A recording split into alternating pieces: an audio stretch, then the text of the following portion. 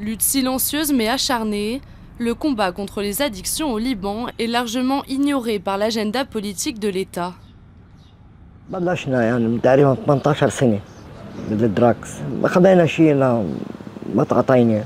المخدرات دمار يعني أنا هلا يمكن بقي لي 10 سنين بفكر بهدول كيف بدي رجع ال 40 سنة اللي كنت فيهم من قبل.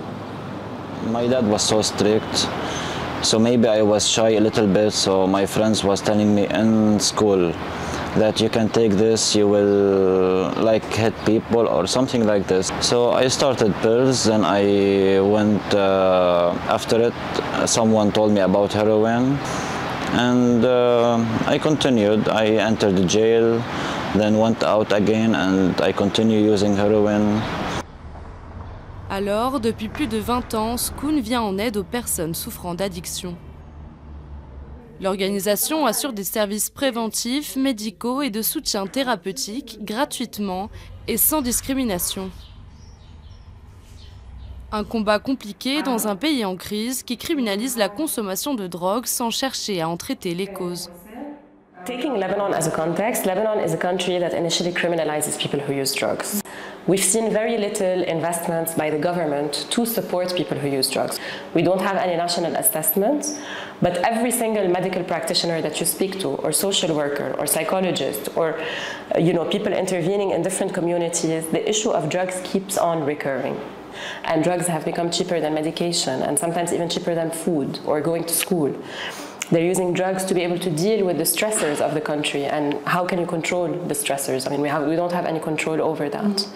So the environment in which we're operating makes it much more difficult to work with people towards any form of healing or recovery. Okay, c'est là les tests.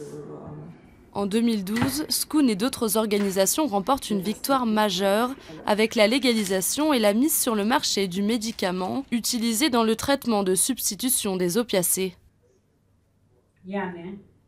Dans un contexte de centre en ambulatoire, la seule vraie chance pour les gens, c'est le traitement de substitution. Ça calme beaucoup de la dépendance physique que les opiacés créent.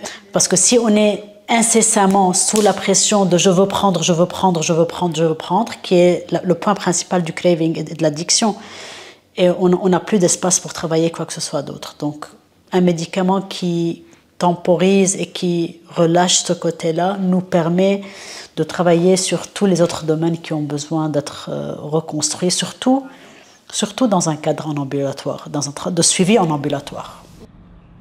لآخر شيء تعرفنا على المركز من قبل ناس وهيك وجابونا لهون تغيرت كثير يعني قبل الدكتور والمعالجة النفسية تغيرت صرنا كنت ما اشتغل صرت اشتغل صرت روح رياضة سبور نادي ركض يعني تغيرت فت مع المجتمع. شهادة خطية مكتوبة بأي حدا.